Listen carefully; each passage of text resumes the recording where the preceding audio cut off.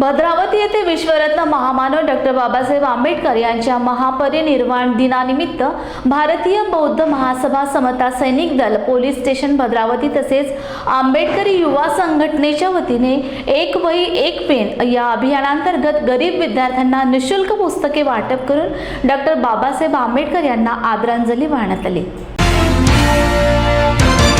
आज आपण सर्वजण या ठिकाणी परमपूजनीय डॉक्टर बाबासाहेब आंबेडकर यांचा महापरिनिर्वाण दिन या ठिकाणी सुसंपन्न त्यांना आदरांजली वाहण्याकरता या ठिकाणी एकत्रित आपण झालेला आहात। जेव्हा बाबासाहेब आंबेडकरांचं आजच्या या संपूर्ण आपल्या भारतालाच काय पूर्ण जगाला बाबासाहेब आंबेडकरांच्या विचाराची आज कल्पना सिद्ध होत आहे, तेव्हा आज हा महापरिनिर्वाण दिवस आपण तिचा उत्साह संपन्न साजरा करण्याकरता या ठिकाणी जमलेल्या आहात। याबद्दल आपले सर्वांचे आभार मानतो। आंबेडकर यांच्या पुतळ्याजवळ सर्व समता सैनिक दलाचे पदाधिकारी जमा झाले, एकत्रित झाले आणि त्यांनी सर्वांनी मिळून डॉक्टर बाबासाहेब आंबेडकर यांना मानवंदना दिली। तसेच या समता सैनिक दलाचे अध्यक्ष माननीय राजकीय सर यांनी सुद्धा मार्गदर्शन केले आणि काही मान्यवरांनी मार्गदर्शन केलं।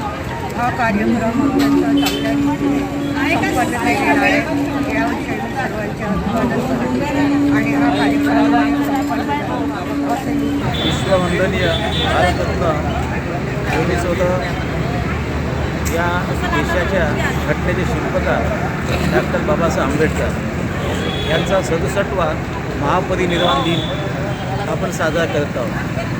अत्यंत दुःखाची घटना आहे। बाबासाहेबांचं महान असं कार्य झाल्यानंतर अगदी धम्मदीक्षा दिल्यानंतर अगदी अल्प कालावधीत बाबासाहेबांचं महापरिनिर्वाण दिन म्हणजे महापरिनिर्वाण झालं।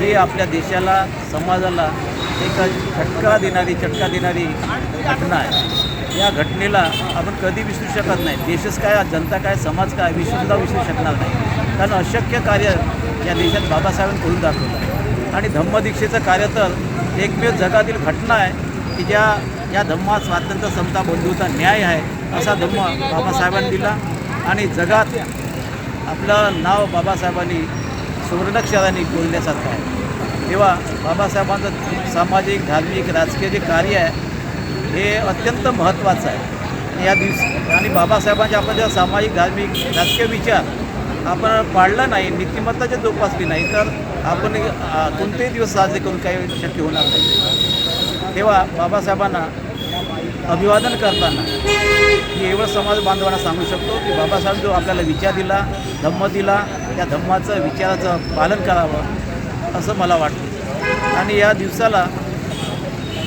बाबासाहेबांनी जे कार्य केलं आहे या दिवसाचं महत्त्व लक्षात घेता बाबासाहेबांना असं कोणताही म्हणजे धोका दिला बा विचारांना असं कधी होणार नाही असं समाज बांधवांनी समजावं। त्यामुळे बाबासाहेबांचं कार्य हे आपल्याला नेहमीसाठी स्मरणात राहील, त्याच्या स्मृती स्मरणात राहील असं मी महापरिनिर्वाण दिनानिमित्त मिलिंद मंडळ तेलाराच्या वतीने 18 तास अभ्यास उपक्रम राबवून महामानव डॉक्टर बाबासाहेब आंबेडकर यांना अभिवादन केले। या उपक्रमामध्ये तेलारा शहरातील व ग्रामीण भागातील एकूण 400 विद्यार्थी सहभागी झाले होते। यावेळी तेलारा शहरातील मिलिंद मंडळ आणि भीमनगर येथून अभिवादन रॅली काढून समारोप डॉक्टर बाबासाहेब आंबेडकर उद्यान येथे करण्यात आला। लायब्ररी उघड्याच्या अगोदर बसले, लायब्ररी बंद झाल्यावर बाहेर निघाले। रोज 18 तास अभ्यास करून बाबासाहेबांनी सगळ्यांच्या मुक्तीचा मार्ग शोधला। बाबासाहेब 14 तळ्यावर गेले आणि 14 तळ्यावर बाबासाहेबांनी पाणी पिण्याचा हक्क दिला। काळाराम मंदिरात गेले, त्या ठिकाणी मंदिरातही प्रवेश मिळवण्याचा अधिकार मागितला आणि असं करत करत बाबासाहेबांनी मनुस्मृती जाळून टाकली। ज्या मनुस्मृतीनं बाबासाहेबांना नाही तर बाबासाहेबांसारख्या अनेक लोकांना गुलामीत ठेवलं। बाबासाहेबांनी त्या मनुस्मृतीचं दहन केलं पण असा जीवन प्रवास करत करत जेव्हा बाबासाहेब पुणेकरांच्या मार्गावर येतात, गांधीजी म्हणतात की तुम्हाला राखीव जागा देत नाही आणि बाबासाहेब म्हणतात की गांधीजी, बाबासाहेबांचं वाक्य पहा काय आहे, गांधीजी मला विजेच्या खांबावर फाशी द्या पण माझ्या लोकांचे हक्क मला मागू नका। आमचा समाज अनेक वर्षापासून दबलेला आहे। इंग्रजांना बाबासाहेबांची कळवळ समजली आणि म्हणून गोलमेज परिषदेत बाबासाहेबांनी इंग्रजांनी बोलावलं। असा सगळा प्रवास करत करत बाबासाहेबांनी स्वतंत्र भारताची घटना लिहिली आणि स्वतंत्र भारताची घटना लिहिल्यानंतर बाबासाहेबांनी पाहिलं की या माणसाला माणूसपण देण्यासाठी एक नवीन मार्ग शोधणं आवश्यक आहे आणि तो मार्ग म्हणजे बुद्धाचा मार्ग। आणि म्हणून अशोक विजयादशमीच्या दिवशी बाबासाहेबांनी आपल्याला दीक्षाभूमीवर दीक्षा दिली। रमाबाई बाबासाहेबाला म्हणत जात, बाबासाहेब रमाईला म्हणत, डॉक्टर म्हणे साहेब रमाबाईचा इलाज होत नाही, रमाबाईला टीबी झाला। बाबासाहेब म्हणतात, रामू तू घाबरू नको, मी तुला लंडनला घेऊन जाईन, मी तुला अमेरिकेला घेऊन जाईन। रमाबाई म्हणतात, साहेब मला लंडन नका नेऊ, मला अमेरिका नका नेऊ, साहेब माझी एकच इच्छा आहे, मला पंढरपूरला घेऊन चला। बाबासाहेब म्हणतात, पंढरपूरचा देव आपल्याला मंदिरात दिसत नाही, पण रामू तू काळजी नको करू, मी आपल्या लोकांसाठी एक नवीन पंढरी तयार करेन। आणि बाबासाहेबांना एक नवीन पंढरपूर तयार केलं, ज्याला आज आपण सगळेजण दीक्षाभूमी म्हणतो। आपल्या सगळ्यांची एक दीक्षाभूमी, आपल्या सगळ्यांची दीक्षाभूमी झाली आणि तिथं बाबासाहेबांचे सगळे लेकर येतात, सारे भिकारी बन गए माला माल, ये है मेरे भीम का कमाल। असं जीवन जगत जगत बाबासाहेब जीवनाच्या शेवटच्या टप्प्यात येतात। बाबासाहेबांचं वय 65 वर्षाचं होत आलं। बाबासाहेबांना गुडघ्या रोग आहे, बाबासाहेबांना संधिवात आहे, बाबासाहेबांना डायबिटीज आहे, बाबांना एन्थ्रासायटिस आहे, बाबासाहेबांना स्पॉन्डिलिसिस आहे। बाबासाहेबांचं शरीर चंदनासारखं झिजून झिजून झिजून झिजलं आणि बाबासाहेब वयाच्या 65 पोचले। आणि अशीच 1956ची 1 डिसेंबर होती, बाबासाहेब दिल्लीच्या घरी राहत होते। 1 डिसेंबर 1956 रोजी बाबासाहेब एक प्रदर्शन पाहायला गेले आणि तिथल्या बुद्धाच्या मूर्ती पाहत खुश झाले। 2 डिसेंबर कोल्हापूर जिल्हा ऐतिहासिक बिंदू चौकात भाई माधवराव बागल यांनी डॉक्टर बाबासाहेब आंबेडकर हयात असताना 9 डिसेंबर 1950 रोजी पुतळा उभारला होता। त्या पुतळ्याला 73 वर्ष पूर्ण झाली। या पार्श्वभूमीवर लोक जनशक्ती पार्टीच्या वतीने जिल्ह्यातील आंबेडकर अनुयायांनी डॉक्टर बाबासाहेब आंबेडकर आणि महात्मा ज्योतिबा फुले यांना पुष्पहार घालून अभिवादन केले।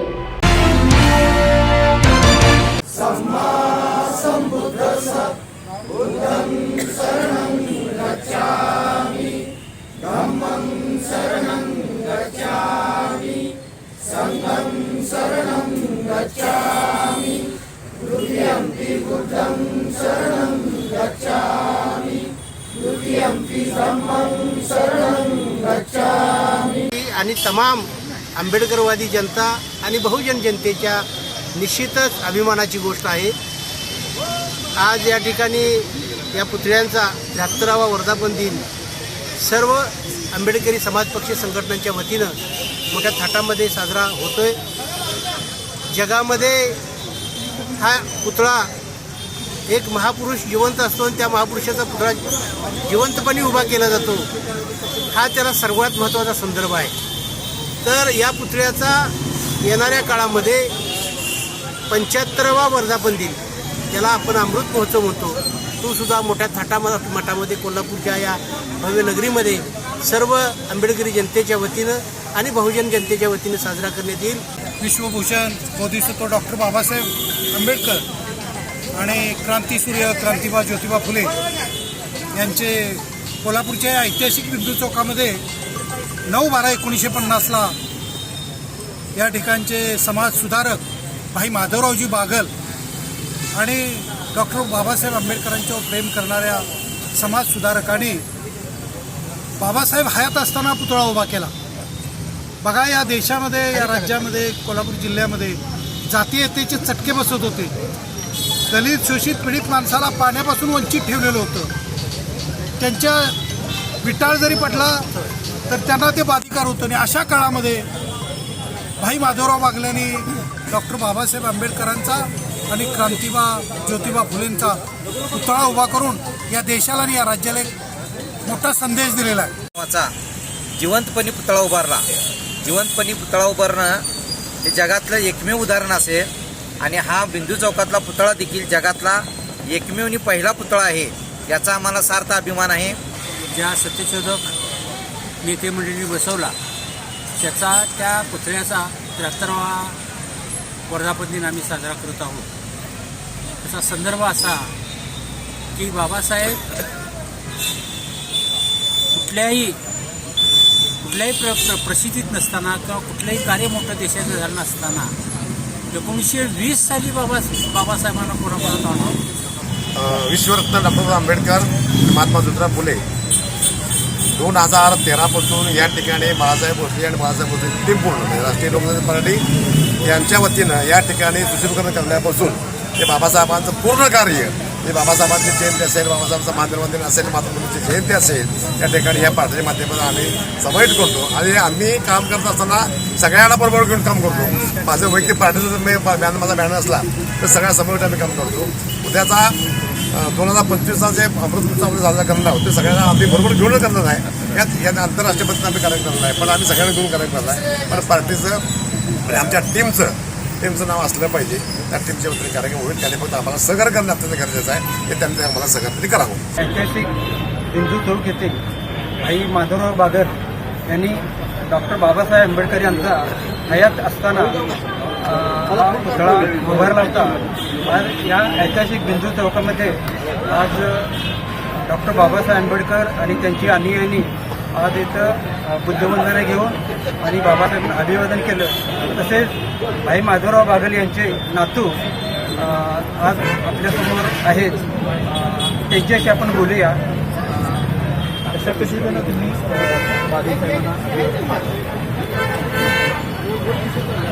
स्वतःचेच आजोबा आणि आपण सगळ्यांनी त्यांना अभिवादन केलेलंच आहे आणि आपण सर्वजण ओळखतात. त्याच्यामुळं मी त्या बाबतीत जे सर्वांनी आपल्याला एकत्र केलेलं आहे आणि भोसले साहेब आणि गायकवाड साहेब यांनी मला आणि मोरे साहेब यांनी स्वतःहून निमंत्रण दिलं. कांबळे साहेब पण आले. त्यामुळे ह्या कार्यक्रमाला मी उपस्थित राहिलो.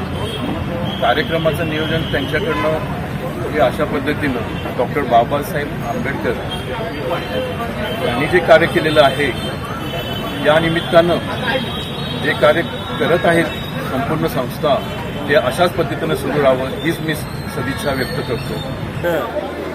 कायमचंच मुक्त करणारे आपल्या राज्यघटनेच्या प्रभावी वापरानं या भारतीयांच्या डोक्यातली गुलामगिरीची मानसिकता पूर्णतः नष्ट करणारे डॉक्टर बाबासाहेब आंबेडकर आणि डॉक्टर बाबासाहेब आंबेडकरांच्या विचारानं प्रेरित झालेलं हे कोल्हापूर संपूर्ण जगभरातला सगळ्यात पहिला या विचाराचा पुतळा जर कुठं असेल तर या कोल्हापूरमध्ये भाई माधवराव बागल यांच्या पुढाकारानं कोल्हापूरमध्ये ऐतिहासिक अशा बिंदू चौकामध्ये डॉक्टर बाबासाहेब आंबेडकरांचा जगातला सगळ्यात पहिल्यांदा पुतळा स्थापन झाला. त्याला 73 वर्ष पूर्ण झाली. आज आपण 74व्या वर्षामध्ये त्या पुतळ्याला अभिवादन करण्यासाठी आम्ही सगळी इथे एकत्र जमलेलो आहोत. या महामानवाला पुन्हा एकदा मी अभिवादन करतो आणि या बाबासाहेबांच्या पहिल्या पुतळ्याच्या दिनानिमित्त मी सगळ्यांना शुभेच्छा देतो. जय हिंद. बुलढाणा जिल्ह्यातील तेराही तालुक्यात 2022 ते 23 या वर्षात जिल्हा परिषदेच्या समाज कल्याण विभागांतर्गत दलित वस्ती सुधार योजनेत कोट्यवधी रुपयांचा भ्रष्टाचार झाला असून हा भ्रष्टाचार जिल्हा परिषदेचे तत्कालीन उपमुख्य कार्यपालन अधिकारी राजेश लोखंडे यांनी केला असल्याचा आरोप वंचित बहुजन आघाडीने केला आहे. दलित वस्ती सुधार योजनेअंतर्गत समाज कल्याण अधिकारी जनमाहिती अधिकारी म्हणून यांना संपूर्ण 13 तालुक्याची माहिती आम्ही मागितली होती. सदर माहिती ही दिशाभूल करणारी असल्यामुळे या ठिकाणी माननीय अतिरिक्त मुख्य कार्यकारी अधिकारी यांच्या दालनामध्ये सविस्तर चर्चा करून या ठिकाणी जी दिशाभूल करणारी माहिती यांनी आम्हाला दिलेली होती ती माहिती पुन्हा आम्ही त्यांना सुपूर्द केली आणि खऱ्या अर्थानं बुलढाणा जिल्ह्यामध्ये दलित वस्ती सुधार योजना या योजनेमध्ये झालेला गैरव्यवहार आणि या अनुषंगानं 9 महिन्याआधी वंचित बहुजन आघाडीच्या वतीनं जिल्हाधिकारी कार्यालयासमोर केलेलं आंदोलन उपोषण याची दखल घेऊन या ठिकाणी समाज कल्याण आयुक्त पुणे यांनी या सर्व प्रकरणामध्ये कमिटी इन्फॉर्म केली होती. मात्र अद्यापपर्यंत या 9 महिन्यामध्ये उपायुक्त कार्यालय अमरावती असेल, आयुक्त कार्यालय पुणे असेल, स्थानिक जिल्हा प्रशासन असेल यांना वारंवार याबाबत चौकशीच्या अनुषंगाने आम्ही पत्रव्यवहार केलेला आहे. मात्र या ठिकाणी कुठल्याही प्रकारची अद्यापपर्यंत यांनी चौकशी केली नाही. म्हणून भविष्यातला आमचा जो काही लढा आहे जो लढा आम्ही न्यायालयीन लढा उभा करणार आहे. या अनुषंगानं संबंधित अधिकाऱ्यांनी ज्यावेळेस आम्ही माहिती मागितली त्यांनी माहिती देताना आम्हाला टाळाटाळ केली, दिशाभूल करणारी माहिती दिली.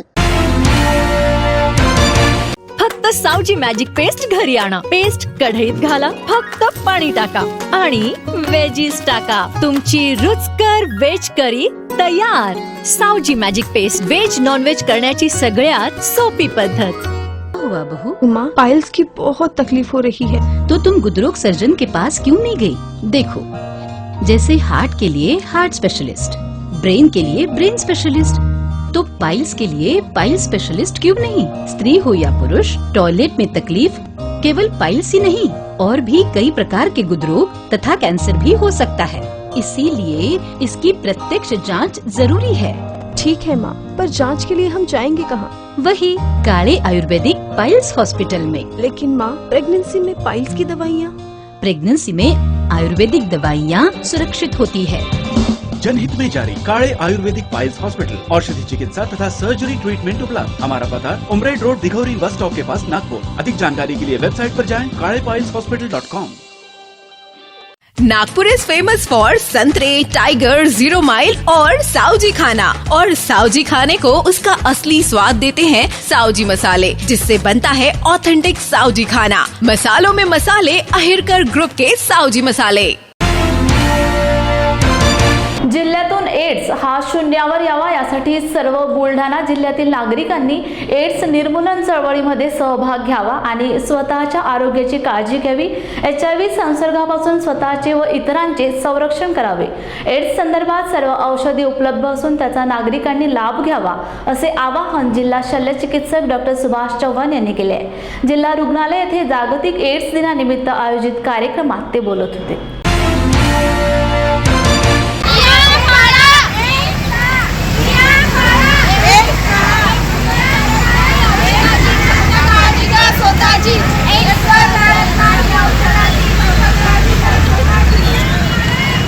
जागतिक एड्स दिनाच्या निमित्तानं जिल्हा एड्स प्रतिबंध नियंत्रण विभाग, जिल्हा सामान्य रुग्णालय बुलढाणा यांच्या वतीने आज कार्यक्रमाचं आयोजन करण्यात आलेलं होतं.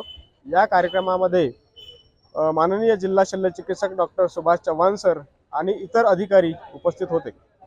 या कार्यक्रमामध्ये HIV संसर्गाच्या या कार्यक्रमामध्ये ज्यांनी महत्त्वाचं योगदान दिलं अशा काही व्यक्तींचा आणि संस्थांचा आपण सत्कार केला. त्याचबरोबर जागतिक एड्स दिनाच्या निमित्तानं आयोजित चित्रकला स्पर्धा आणि निबंध स्पर्धा याच्यामध्ये जे सहभागी झाले होते आणि ज्यांना पुरस्कार मिळाले त्यांना पुरस्काराचं वितरण आपण या निमित्ताने केलेलं आहे.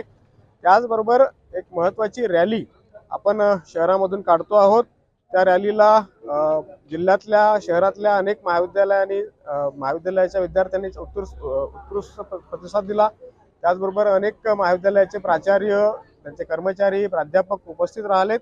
या सगळ्यांचा मी या निमित्ताने आभार व्यक्त करतो आणि एक आवाहन करतो की आपल्याला HIVचा जो संसर्ग आहे हा शून्यापर्यंत आणायचा आहे आणि हा शून्यापर्यंत आणायचा असेल तर सगळ्याच लोकांनी याच्यामध्ये योगदान दिलं पाहिजे. विशेषतः तरुणांनी याच्यामध्ये सहभाग घेतला पाहिजे आणि स्वतःलाही HIVचा संसर्ग होणार नाही, त्याचबरोबर इतरांनाही HIVचा संसर्ग होणार नाही याच्याबद्दलची आपण काळजी घेतली पाहिजेत, त्यासाठीचे प्रयत्न केले पाहिजेत. त्याचबरोबर जे लोक HIV संसर्गित आहेत त्यांनी आपला योग्य तो औषधोपचार करून घेतला पाहिजेत. जिल्हा रुग्णालयाच्या वतीनं आणि इतर शासकीय रुग्णालयामध्ये ART सेंटर्स आहेत. या ART सेंटर्सच्या माध्यमातून HIV संसर्गित व्यक्तींना मोफत औषधोपचार केला जातो. तर हा मोफत औषधोपचार त्यांनी न चुकता घेतला पाहिजेत, जेणेकरून त्यांचं प्रकृती चांगली राहील आणि त्यांच्या माध्यमातून इतरांनाही HIVचा संसर्ग होणार नाही. सगळ्यांना HIV संसर्ग मुक्त राहण्याचं आवाहन करतो. धन्यवाद. जागतिक एड्स दिनानिमित्त दरवर्षी आपण 1 डिसेंबरला हा कार्यक्रम साजरा करतो, रॅली काढतो.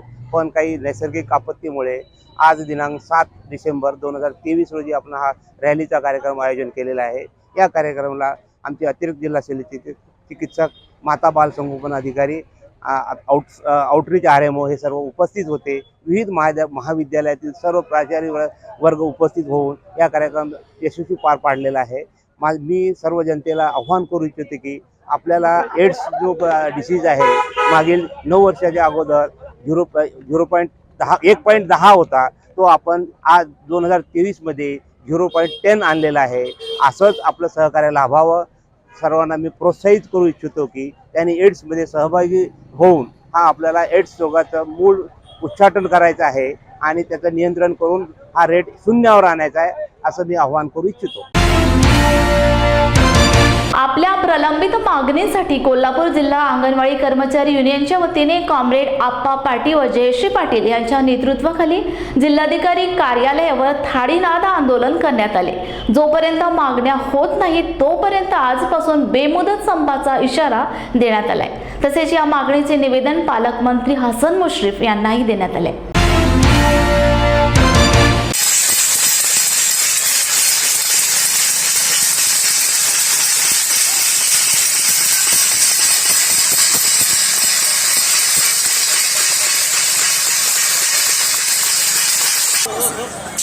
आज 4 डिसेंबर आहे.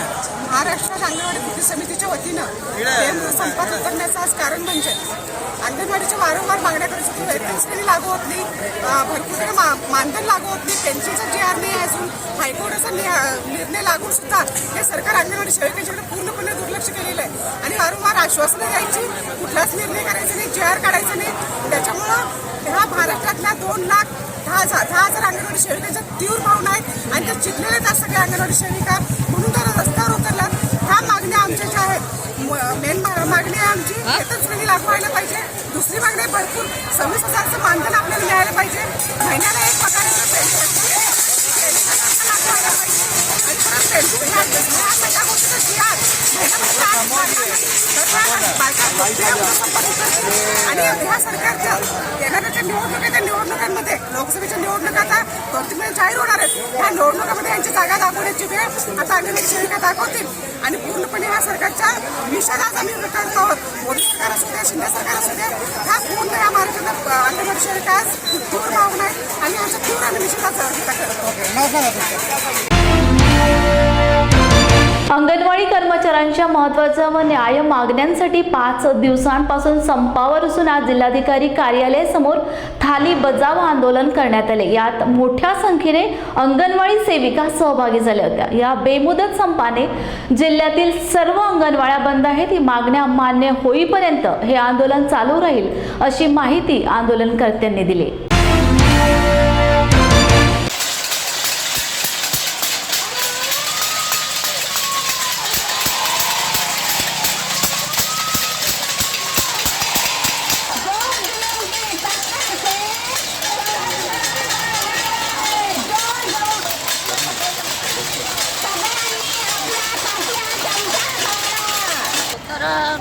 आज आमचा अंगणवाडी संप 4 तारखेपासून 4 डिसेंबरपासून आमचा अंगणवाडीचा संप आहे.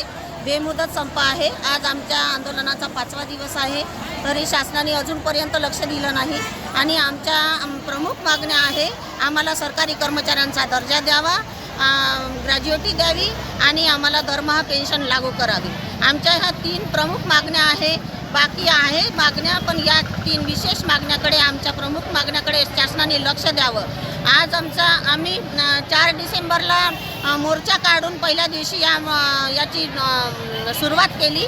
मोर्चा आम्ही शिवाजी चौकामधून मोर्चा जिल्हा कचेरीवर आणला, जिल्हा परिषदवर, आणि विभागीय आंदोलनं झाले 2. एक आर्वीला झालं, आर्वी आष्टी कारंजा, काल हिंगणघाट समुद्रपूर येथे झालं आणि आज आमचा 5वा दिवस इथे आम्ही आंदोलन सुरू आहे. मोठ्या संख्येने महिला उपस्थित आहे आणि महिलांचा आता संताप वाढलेला आहे. आम्हाला वाहन नको आणि आमची ही विनंती आम्ही कृती समितीला पण केलं की कृती समितीनं कुठल्याही पद्धतीचा दडपण जरी आलं तरी आम्ही मात्र या वेळी आम्ही माघार घेणार नाही आहे. आम्हाला भाऊबीज नको, आम्हाला बोनस हवा आहे आणि आमच्या मानधनात केवळ वाढ नको, तर आम्हाला 26,000 आणि मदतनीसला 20,000 हीच वाढ पाहिजे. वारंवार आम्ही तीव्र आंदोलन छेडतो आणि तिकडे कृती समिती आणि यांचा सरकारवर थोडाफार दबाव येतो आणि मग आम्हाला माघार घ्यावं लागते. यावेळेस आमची बिलकुल माघार राहणार नाही. खामके जामखेड येथील निरक्षर व मागासलेली मागासवर्गीय महिलेचा अपंग, मतिमंद व डोळ्याने अंध मुलगा नामेश शिवाजी सुदाम गवई याचा फायदा घेऊन खामखेड शिवारातील गट क्रमांक 46 मधील 70 आरा जमिनीची धोकेबाजीने खरेदी करून मुलाची फसवणूक केली असल्याचा आरोप करत आई कासाबाई सुदाम गवई वय वर्ष 70 यांनी बुलढाणा जिल्हाधिकारी कार्यालयासमोर अपंग मुलासह आमरण उपोषण सुरू केले आहे. नमस्कार, माझं नाव विलास सुदाम गवई. माझं गाव मुक्काम आमखेड, तालुका चिखली, जिल्हा बुलढाणा. येथून मी 1 तारखेपासून माझी आई सौ कासाबाई सुदाम गवई व माझा भाऊ 2 नंबरचा, आम्ही तिघे भाऊ आहोत. मोठा रमेश सुदाम गवई आणि हा माझ्यापेक्षा मोठा शिवाजी सुदाम गवई. हा म्हणजे अपंग असून 100% मतिमंद आहे आणि याच्या नावावर आम्ही जमीन करून जमीन नावाच्या करून दिली. समोरच्या व्यक्तीने बेकायदेशीर याची जमीन खरेदी करून घेतली. या व्यवहाराचा कुठल्याही प्रकारचा आम्हाला किंवा आमच्या गावातील कुठल्याही नागरिकास कुठली कल्पना न करता हा व्यवहार चोरीच्या स्वरूपात आणि बोगस करून समोरचा घेणारा अमोल सुरेशप्पा कबुतरे हा राजकीय वर्चस्वाचा माणूस असून गुंडेगिरी आवृत्ताचे माणसं आमच्या शेतात पाठवून माझ्या अपंग भावाला मारहाण बऱ्याच वेळेस त्यांनी केली. जातीवाचक शिवीगाळ केली, त्याला लोटपाट केली. यासाठी आम्ही चिखली पोलीस स्टेशनला बऱ्याच वेळेस कंप्लेंटी केल्या, चौकशी केली, परंतु कुठल्याही प्रकारचा त्यांच्यावर गुन्हा दाखल झालेला आजपर्यंत नाही. चिखली पोलीस स्टेशनचे सर्व कर्मचारी आमच्या टाळाटाळ करत आले पहिलेपासून, अजून पण ते टाळाटाळ करत आहेत. तरी आमची मागणी आहे की माझ्या मतिमंद भावाला लवकरात लवकर न्याय देण्यात यावा आणि या गुंड प्रवृत्तीच्या लोकांवर, राजकीय वर्चस्व असलेल्या लोकांवर अॅट्रॉसिटी अंतर्गत मागासवर्गीयाची जमीन हडप करण्याच्या हिशोबाने याच्यावर अॅट्रॉसिटी अंतर्गत गुन्हा दाखल झालाच पाहिजे. तोपर्यंत आम्ही इथून हलणार नाही. फक्त सावजी मॅजिक पेस्ट घरी आणा. पेस्ट कढईत घाला, फक्त पाणी टाका आणि वेजीस टाका. तुमची रुचकर वेज करी तयार. Saoji magic paste veg non veg करण्याची सगळ्यात सोपी पद्धत. हुआ बहू? माँ, पाइल्स की बहुत तकलीफ हो रही है. तो तुम गुदरोग सर्जन के पास क्यों नहीं गई? देखो, जैसे हार्ट के लिए हार्ट स्पेशलिस्ट, ब्रेन के लिए ब्रेन स्पेशलिस्ट, तो पाइल्स के लिए पाइल स्पेशलिस्ट क्यों नहीं? स्त्री हो या पुरुष, टॉयलेट में तकलीफ केवल पाइल्स ही नहीं और भी कई प्रकार के गुदरोग तथा कैंसर भी हो सकता है. इसीलिए इसकी प्रत्यक्ष जांच जरूरी है. ठीक है माँ, पर जांच के लिए हम जाएंगे कहाँ? वही काले आयुर्वेदिक पाइल्स हॉस्पिटल में. लेकिन माँ, प्रेगनेंसी में पाइल्स की दवाइयाँ? प्रेगनेंसी में आयुर्वेदिक दवाइयाँ सुरक्षित होती है. जनहित में जारी. काले आयुर्वेदिक पाइल्स हॉस्पिटल, औषधि चिकित्सा तथा सर्जरी ट्रीटमेंट उपलब्ध. हमारा पता उमरेड रोड, दिघौरी बस स्टॉप के पास, नागपुर. अधिक जानकारी के लिए वेबसाइट पर जाएं kalepileshospital.com.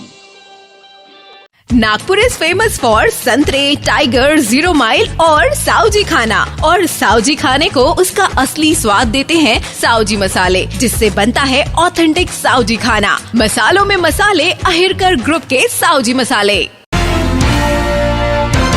मागील अनेक वर्षांपासून प्रलंबित असलेल्या मागण्यांची पूर्तता व्हावी यासाठी ऐन हिवाळी अधिवेशनात सकल बेलदार समाज संघर्ष समिती महाराष्ट्र राज्याच्या वतीने आरपारची लढाई सुरू केली. प्रचंड एकजूट आणि ताकदीने एकत्र येत 9 डिसेंबरला महाराष्ट्रातील संपूर्ण बेलदार समाज आपल्या कुटुंबासह पुणे ते मुंबई मंत्रालयाच्या दिशेने पायी निघाला आहे.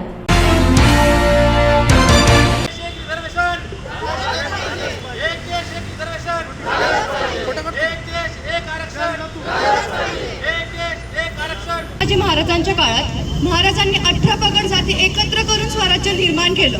त्या 18 पगड जातीमध्ये आपला बेलदार समाज सुद्धा होता, त्याचं अस्तित्व होतं. परंतु हे अस्तित्व आज दिसत नाहीये. छत्रपती शिवाजी महाराजांच्या काळात महाराष्ट्रात बेलदार समाजाचं अस्तित्व असून वास्तव्य होतं. छत्रपती शिवाजी महाराजांच्या काळात जेवढे गड किल्ले तयार केलते त्याच्या मागे श्रेय हे बेलदार समाजाचं जात असतं. माहिती आहे तुम्हाला? आपला दगड फोडून त्याला आकार देण्याचं हे मूळ व्यवसाय होता आपला बेलदार समाजाचा. दगड फोडून आकार देणं, विहिरी बांधणे, बंधारे बांधणे, तलाव बांधणे, गड किल्ले बांधणे हे काम आपला व्यवसाय करत होता. परंतु अलीकडे यंत्रसामग्री जास्त वाढल्यामुळे हा काम आता मिळाण्याचं झालेलं आहे समाजाला. त्यामुळे मग जे काम मिळेल ते समाज आता करू लागलं. बेलदार हा भटका समाज आहे, फिरस्ता समाज आहे. 1961च्या पूर्वी आमचा समाज हा पालं टाकून वेगवेगळ्या गावांमध्ये जिथं रोजगार मिळेल, जिथं दगड फोडायचा किंवा बांधकाम करायचा व्यवसाय मिळेल, त्या गावी आम्ही मुक्काम करायचो आणि पाल टाकून राहायचो. म्हणजे त्या गावच्या पोलीस पाटलाची परमिशन घेऊन आम्हाला राहावं लागत होतं. असा 1961च्या पूर्वीचा आमचा काळ होता. आणि आज हे सरकार हे आम्हाला 1961 पूर्वीचा मुळगावचा दाखला आणा म्हणतो. ज्यावेळेस आमचे वडील, आजोबा, पणजोबा हे कधी शाळेतच गेले नाहीत, त्यांना एक टायमाच्या जेवणाची भ्रमंती होती. अशा काळातला त्यांना दाखले हवेत. आम्ही भूमिहीन समाज आहे, भटका समाज आहे, घरादाराविना फिरणारा समाज आहे, पालं टाकून राहणारा समाज आहे. मग आमच्याकडं कोणता पुरावा असणार? बरं, हे 288 आमदारांना माहिती आहे, परंतु हे सरकार धनदांडग्यांचं आणि जमीनदारांचं सरकार आहे. त्यामुळं हे सरकार आम्हाला जगू देत नाही. आणि त्यासाठी आम्ही मंत्रालयावरती आज पायी मोर्चा घेऊन निघालेलो आहोत. आणि जोपर्यंत आम्हाला न्याय मिळत नाही तोपर्यंत आमचे पाय थांबणार नाहीत. आणि एव्हाने जोपर्यंत आम्हाला मुख्यमंत्री भेटत नाही तोपर्यंत आमची परतीचा प्रवास सुरू होणार नाही, असा आमच्या आजच्या मोर्चाचा निर्धार आहे. आमच्या संपूर्ण महाराष्ट्र राज्यातून आज राजाराम मामा मोहिते यांच्या नेतृत्वात, एकनाथ मामा मोहिते यांच्या नेतृत्वात आणि पांडेजी, परदेशी, कुमावत, आमच्या सर्व जाती आणि पोटजाती अशा सर्व मिळून आम्ही हा एकत्रित मोर्चा काढलेला आहे, असा मी या ठिकाणी पत्रकारांना. कोल्हापुरात खंडपीठ व्हावे ही मागणी रास्त असून त्यासाठी न्यायालयीन कामकाजावर बहिष्कार घालणे आणि पक्षकारांना ओलीस धरून खंडपीठ मिळणार नाही यासाठी सनदशील मार्गानेच मागणी केली पाहिजे, असे प्रतिपादन सर्वोच्च न्यायालयाचे न्यायमूर्ती अभय ओक यांनी केले. कोल्हापुरात न्याय सर्वांसाठी याविषयी राज्यस्तरीय वकिलांची परिषद संपन्न झाली. यांच्याकडे सुपूर्द करते. न्यायालय लॉ कॉलेजमध्ये त्यांनी 25 वर्ष बरंच सोशल वर्क आहे. हाताखाली देशाची भूमिका अशी होती की अशा तऱ्हेने 6-6 आठवडे 8-8 आठवडे संप करून जर कोणतरी न्यायव्यवस्थेला किंवा पक्षकारांना पोलीस ठेवून कोणतरी आपल्याला दडपण आणलं, त्या दडपणाला बळी पडून आपण अशा तऱ्हेचे निर्णय घेऊ नये. आणि मला असं वाटतं की एक वेळ अशी आली होती की थोडंसं ते पॉलिसी काय असावी हे कुठेतरी मूर्त स्वरूप त्यांना यायला लागलेलं होतं. परंतु इथे मुख्य न्यायमूर्तींच्या नावाने अंत्ययात्रा काढण्यात आली. ह्याचा आपण परिणाम लक्षात घ्या की जेव्हा प्रशासन काम करतं, त्या प्रशासनाला कोणतरी सांगितलं की आम्ही काम करणार नाही, आम्ही सामान्य पक्षांना काम करणार नाही, तारखा पडतील आणि आम्हाला खंडपीठ द्या, अशा तऱ्हेची मागणी मान्य करणं हे कित्येकदा प्रशासनाचं अपयश असू शकतं. त्यामुळे पुन्हा एकदा मी आपल्याला वाजवून सांगतो, मुंबई उच्च न्यायालयात मी जेव्हा होतो, आता नाहीये त्या व्यवस्थेचा भाग, कोणाचाही कोल्हापूर खंडपीठाला विरोध करण्याचा हेतू कधीही नव्हता. आणि मला आनंद होतो की आज भूमिकेत बदल झालेला आहे. खाडगे साहेबांनी सांगितलं, अतिशय प्रगल्भ अशी त्यांनी भूमिका घेतलेली आहे की आता आम्ही बहिष्कार घालणार नाही, आम्ही बहिष्कार घालणार नाही. बहिष्कार न घालता आणि साहेबांनी सांगितलं त्याप्रमाणे आम्ही हे खंडपीठ निर्माण करायचा प्रयत्न करू. ही अतिशय विधायक भूमिका आहे. या विधायक भूमिकेबद्दल त्यांचं मी कौतुक केलं पाहिजे. ते म्हणाले की न्यायाधीश साहेब, मला तुम्हाला एक गोष्ट सांगायची, तुम्ही हे सगळे कंटेम्प्ट नोटीसद्वारे काढल्यात ना, तुमचा कोल्हापूरच्या खंडपीठाला विरोध आहे म्हणून तुम्ही काढलेले आहे. मी त्यांना उत्तर दिलं, वकील महाशय, तुम्ही एक गोष्ट लक्षात घ्या, मी जे काय करतोय त्याचा आणि खंडपीठाच्या मागणीशी काही संबंध नाहीये. मी जे करतोय एवढंच करतोय, सुप्रीम कोर्टाचा निकाल आहे, कोणी न्यायालयात बहिष्कार घालायचा नाही, त्याची मी अंमलबजावणी करतोय. आणि पुढे बोलताना एक वाक्य बोललो होतं, तुमच्यापैकी किती लोकांना माहिती नाही, मला माहिती नाही, तुमचे वकील होते साखरे साहेब, त्यांना विचारा तुम्ही. मी असं म्हटलं होतं की कोल्हापूर खंडपीठाच्या मागणीचा त्याचा काही संबंध नाहीये, पण कदाचित कोल्हापूर खंडपीठ झालं तर माझा नंबर मी पहिला लावीन तिथे येण्याकरता, असं मी विधान ओपन कोर्टात केलं होतं. 1920ला माणगावला समता परिषदेचं अधिवेशन घ्यायचं ठरवलं बाबासाहेब. त्यानुसार तयारी झाली आणि बाबासाहेबांनी छत्रपती शाहू महाराजांना विनंती केली की आपण माणगावच्या परिषदेला प्रमुख अतिथी म्हणून यावं. शाहू महाराजांनी ती विनंती मान्य केली आणि माणगावच्या परिषदेत शाहू महाराजांनी जे उद्गार काढले ते पुन्हा एकदा दाखवतं की शाहू महाराज हे कसे द्रष्टे होते. शाहू महाराज आपल्या अध्यक्षपदावरून बोलताना म्हणाले की आज मला अत्यंत आनंद होत आहे की अस्पृश्य जनतेने त्यांचा पुढारी शोधला आहे आणि मला खात्री आहे की डॉक्टर बाबासाहेब आंबेडकर हे अस्पृश्यांचा उद्धार करतील. आणि एवढंच म्हणून शाहू महाराज थांबले नाहीत, तर शाहू महाराज म्हणाले की मला ही खात्री आहे की बाबासाहेब आंबेडकर पुढील काळात या देशाचं नेतृत्व करतील. या देशातल्या सर्व मान्य आणि मोठ्या नेत्यांमध्ये बाबासाहेब गणले जातील. ही भविष्यवाणी शाहू महाराजांनी 1920 साली केली. It is as ridiculous as saying बँकांनी सुट्ट्या घ्याव्या. कारभार बंद होतो. Of our democracy, of the three pillars, I don't see how we are going to see an end of this problem. Once again, I'm surprised if the bar had stopped that. That would have been. Thank you very much once again. Thank you so much, sir. आता आपल्या लक्षात आलं असेल की आयटकच्या वतीने कोल्हापूर ते नागपूर दरम्यान महासंघर्ष यात्रा काढण्यात आली आहे. केंद्र शासनाच्या कामगार विरोधी धोरणाविरोधात तसेच कामगारांच्या हक्क व अधिकार मिळावे यासाठी ही संघर्ष यात्रा कोल्हापूर येथून निघाली आहे. दरम्यान ही संघर्ष यात्रा रॅली विविध जिल्ह्यातून मार्गक्रमण करत दिनांक 7 डिसेंबर रोजी परभणीमध्ये दाखल झाले. या रॅलीच्या निमित्ताने छत्रपती शिवाजी महाराज पुतळा परिसरातील उपोषण मैदानात जाहीर सभेचे आयोजन करण्यात आले होते. भाजप हटाओ, हमारी यूनियन, कामगार, कर्मचारी, कष्टकरी, शेतकरी, महिला एकजुटीचा, संविधानाचा. आयटक महासंघर्ष जनजागरण यात्रा ही कोल्हापूर ते नागपूर अशी यात्रा निघाली. ती यात्रा परभणी शहरात आल्यानंतर स्वागताध्यक्ष म्हणून आम्ही सर्वांनी त्यांचं स्वागत केलं. आणि ही जी यात्रा या देशामध्ये अराजकता जी मागती आहे, संविधानावर आला घालण्याचं काम सुरू आहे आणि या देशाला परत सनातनी राष्ट्र बनवण्याचा डाव चालू आहे. या सर्व बाबीमुळं या देशातले कामगार, शेतकरी, शेतमजूर या सर्व समूहावर अन्याय होत आहे आणि हळूहळू हे संविधान नष्ट करण्याचा जो प्रयत्न आहे त्याच्या विरोधात ही यात्रा होती.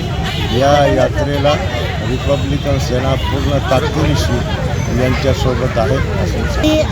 AITUC आयटक संघटनेच्या वतीनं आयटक महासंघर्ष जनजागरण यात्रा 20 नोव्हेंबर रोजी कोल्हापूरहून सुरू झाली. शाहू महाराजांच्या कोल्हापूरपासून सुरू झालेली ही यात्रा 18 डिसेंबरला ही नागपुरात जाणार आहे. दीक्षाभूमीवर आणि विधानसभेवर मोर्चा देखील आयटकच्या वतीनं काढण्यात येणार आहे. या भाजप सरकारचं जे कामगार कर्मचारी विरोधी धोरण आहे, कंत्राटीकरण, खाजगीकरणाचं धोरण आहे, आज इतकी मोठ्या प्रमाणावर महागाई वाढलेली आहे आणि कामगार कर्मचारी आणि पर्टिक्युलरली महिला कर्मचाऱ्यांना इतकं कामाचा बोजा असूनही निव्वळ मानधनावर ठेवले चालले. आम्हाला म्हणणं आहे, आम्हाला त्यांना वेतन द्या, त्यांना पेन्शन द्या. आज 250 रुपयापासून अंगणवाडी सेविका काम करते. इतकी आंदोलनं केल्यानंतर ती 10,000वर आली, परंतु ते किमान वेतन नाही आहे आणि त्यामुळं पेन्शन सगळ्याच असंघटित कामगारांच्या प्रश्नाबद्दलचा एक जनजागरण यात्रा. आणि अनेक ठिकाणी परमनंट कामगारांची भरती होत नाही आहे, कंत्राटीकरण, खाजगीकरण चालू आहे. त्या विरोधामध्ये कामगार कर्मचाऱ्यांमध्ये आणि जनतेमध्ये पर्टिक्युलरली ही यात्रा आयटकच्या वतीनं नेली जाते लोकांना जागृत करण्यासाठी. आज परभणीत ही यात्रा आली होती. गंगाखेड आणि परभणीचा कार्यक्रम खूप चांगल्या पद्धतीनं रॅली आणि कार्यक्रम पार पडला. आता ही यात्रा हिंगोलीकडे प्रस्थान करत आहे. जेबी मीडियाच्या बातमीपत्रात वेळ घेऊया, इथेच थांबण्याची. पुन्हा भेटूया ताजा घडामोडी घेऊन. जय भीम.